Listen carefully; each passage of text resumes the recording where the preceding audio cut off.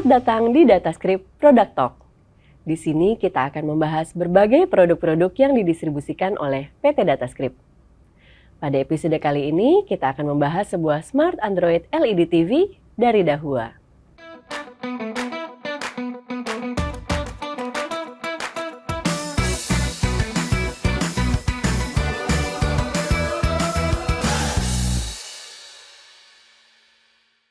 Telah hadir bersama saya Bapak Ivansi, seorang konsultan dan praktisi IoT yang sudah lama malang melintang di dunia industri IoT.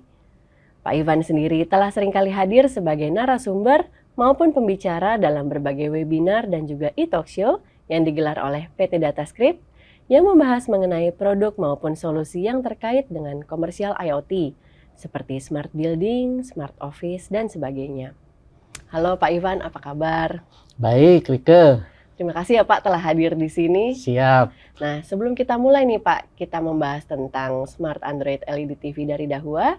Saya mau menjelaskan dulu nih Pak kepada Datascript viewers apa itu Dahua. Siap. Oke. Nah, Datascript viewers, Dahua adalah sebuah perusahaan global pemimpin teknologi keamanan. Produk-produknya yang lebih dulu dikenal adalah CCTV, network recorders, media penyimpanan, alarm kebakaran, dan juga masih banyak lagi. Kali ini Dahua memperluas lini produknya dengan menghadirkan Smart Android LED TV dengan berbagai fitur canggih. Dahua melalui PT Datascript sebagai authorized distributornya di Indonesia menghadirkan dua tipe Dahua Smart Android LED TV, yakni Dahua Smart Android LED TV 43 inch FHD SD 200 dan Dahua Smart Android LED TV 43 inch UHD SD 400 yang ada di sini ini. Dan tentunya sudah dilengkapi dengan berbagai fitur unggulan. Oke, kita kembali ke Pak Ivan. Pak Ivan tentunya sudah punya nih ya Pak, Dahua yang tipe seperti ini? Sudah dong. Oke, ini adalah tipe UHD SD 400 ya Pak ya? Yes. Menurut Bapak gimana Pak fitur-fiturnya? Nah, sebelum kita membahas spesifik mengenai TV ini, mungkin banyak teman-teman di sini, guys and girls di sini melihat kenapa sih Pak Ivan kok di sini mengobrol mengenai TV. Biasanya Pak Ivan ngomongnya mengenai smart building, smart office, dan sebagainya. Nah, itu semua adalah commercial IoT. Kali ini kita masuk ke consumer IoT, yaitu smart TV. Kalau kita ngomong mengenai consumer IoT, biasanya yang terbesit pertama kali adalah smartphone. Smartphone itu adalah smart IoT yang paling sering kita pakai. Nah, kedua setelah smartphone, yang kedua buat saya adalah smart TV. Kenapa? Karena sebetulnya smart TV itu adalah refleksi atau cerminan daripada smartphone kita. Oke? Nah, sekali lagi sekarang smartphone itu adalah semua settingan kita itu ada di smartphone. Jadi apakah kita punya akun Netflix, apakah kita Google account dan sebagainya. Nah, Smart Android 11 ini itu adalah di mana kita mengcopy semua setting kita ke TV kita. Jadi apa yang kita bisa lakukan di smartphone itu bisa kita lakukan di smart TV kita. Caranya setting pun gampang. Kita tinggal nyalain TV-nya, kemudian kita mendapatkan satu QR code itu kita scan, nah semua setting kita akan tercopy di smart TV kita. Satu yang saya mau tekankan di sini dan sangat menarik perhatian saya pada saat saya mendapat TV ini adalah remote-nya. Remote-nya itu buat saya sudah tidak perlu mengingat-ingat lagi letaknya. Kenapa? Karena posisinya kalau dilihat seperti setting itu ada di sebelah kanan. Persis seperti posisi di TV, yaitu di sebelah kanan atas. Kemudian di sini untuk Google Talk di sini juga ada posisinya juga ada di sebelah kiri. Kemudian menu kiri, kanan dan sebagainya, home ada di di tengah-tengah. Kemudian kalau back kita selalu mikirnya kan ke kiri, back ada di sebelah kiri. Dan satu yang paling standar ada yang pasti menu powernya ada di sebelah kiri atas, di mana ada beberapa produk-produk yang mungkin dari Jepang dan sebagainya, power menunya ada di sebelah kanan. Oke, sekarang saya akan ngobrol detail nih mengenai profesional TV yang sudah dipunyai oleh Dahua Itu adalah misalnya contohnya ya, professional display, digital signage, interactive whiteboard. Jadi sebetulnya buat Dahua teknologi company, teknologi display itu bukan sesuatu yang baru, sesuatu yang memang sudah mereka lakukan secara profesional. Sekarang mereka membawa produk itu ke dunia consumer. Oke. Nah, saya mau bahas ya sekarang spesifikasi umum. Saya nyontek ya di sini ya. Jadi power supply udah biasa, konsumsinya ini cukup standar, tapi menurut saya konsumsinya juga lumayan low dibandingin dengan smart TV yang lain.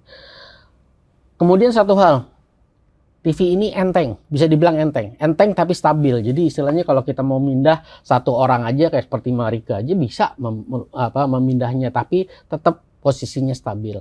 Kemudian kakinya juga dia model kaki bukan yang di tengah tapi kakinya yang di samping. Keuntungannya kalau di samping adalah kalau kita pakai soundbar dia bisa duduk dengan manis di situ. Tapi kalau yang biasanya kakinya yang di bawah tuh yang bundar, soundbar kita nggak bisa taruh di tengah jadi agak maju. Nah, itu satu hal yang saya senang dari situ. Kemudian satu hal yang saya mau tekankan juga di sini adalah bezelnya. Bezelnya ini kecil, cuman 8 inch di depan, kiri dan kanan. Kalau bawah seperti biasa lah 18,5 mm kira-kira seperti itu. Tapi bisa dibilang bezel-less. Oke. Kemudian warranty seperti biasa 3 years untuk panels, kemudian 1 tahun untuk services. Satu hal lagi, Android 11. Jadi TV ini sudah coming dengan Android 11. Sebetulnya saya nggak usah bahas ya kelebihan dari Android 11, tapi saya mau menekankan beberapa hal yang menurut saya tuh perfect banget. Android 11 itu adalah penyimpanannya, storage-nya tuh luar biasa. Kenapa? Kalau dulu kita nyimpen sesuatu di TV, kita bingung. Kemarin itu filenya saya taruh mana ya? Kalau sekarang filenya sudah terkonsentrat di sana. Dan tentu saja yang pasti udah ada Chromecast-nya dan juga ada Google Talk. Oke, satu lagi. Oke, siap. Kemudian TV ini sudah digital TV, jadi udah DVB-T2.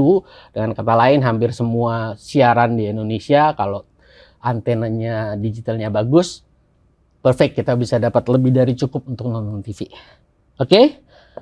Lain hal yang saya mau bahas tuh adalah screen size-nya 43 inch, sebetulnya 42,5 tapi dia size-nya masuk 43 inch.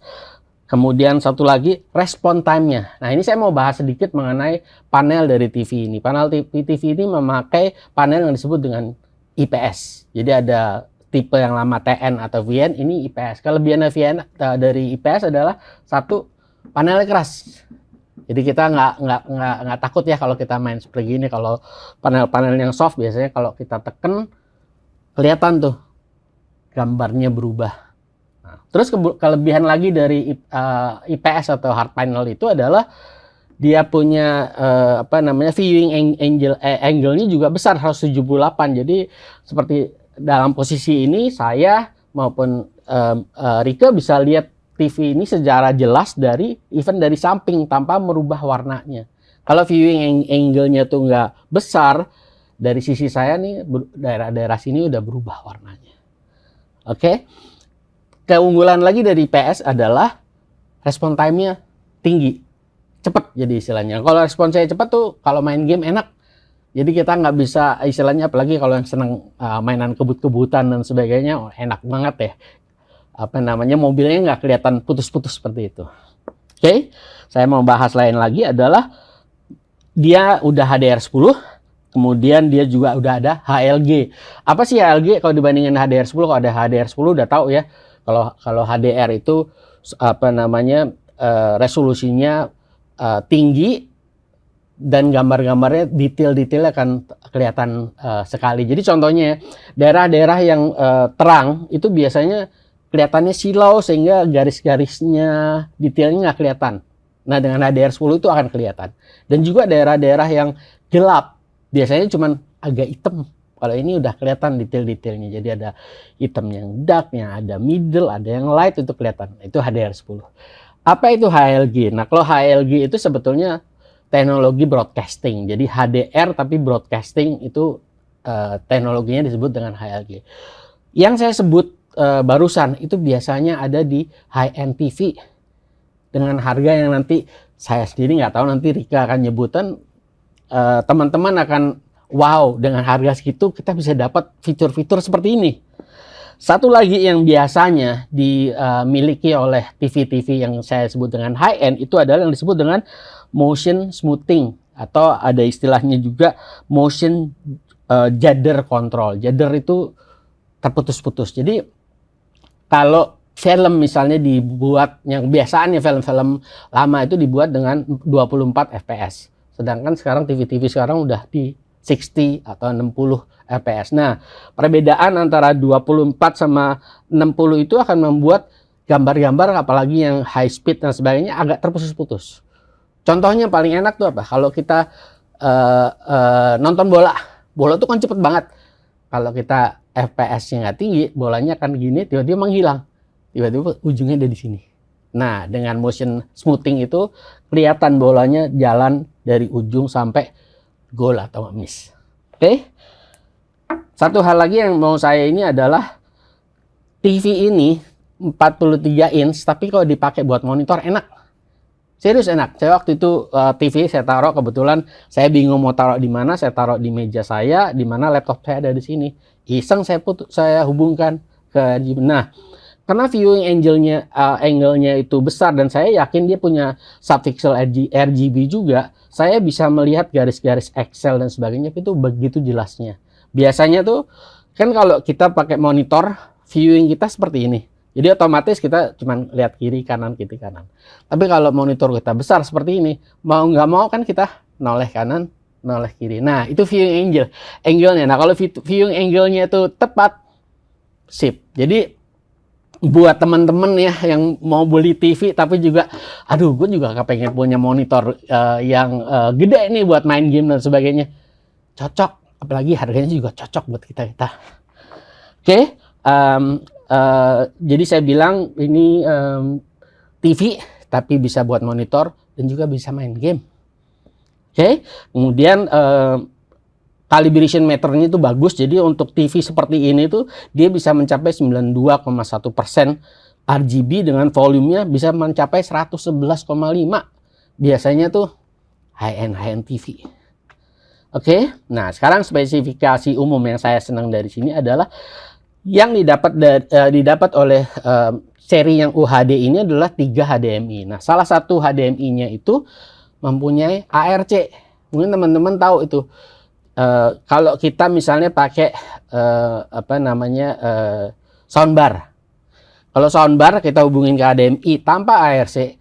Kalau kita mau adjust volume, kita harus pakai remote TV dan remote-nya soundbar.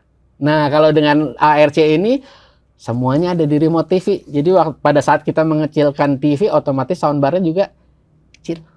Nah, itu teknologi ARC yang sekali lagi teman-teman boleh bandingin dengan produk-produk yang harganya selevel, nggak ada.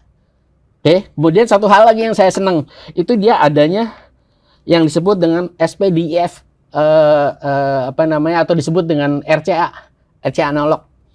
Kita sebutnya dengan 3 plug. Yang ini kan tahu ya, left right sound. Nah, yang ini adalah SPDIF. SPDIF itu ini unik nih teman-teman, mungkin nggak tahu, ada yang udah tahu belum. Jadi SP itu sebenarnya Sony Philips.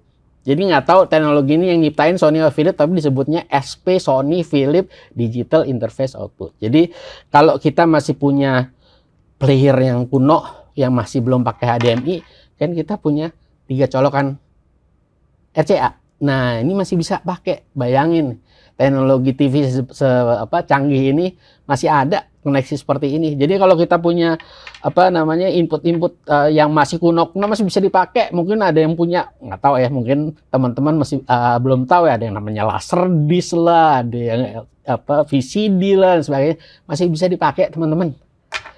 Nih, kemudian Chromecast sama Google Meet.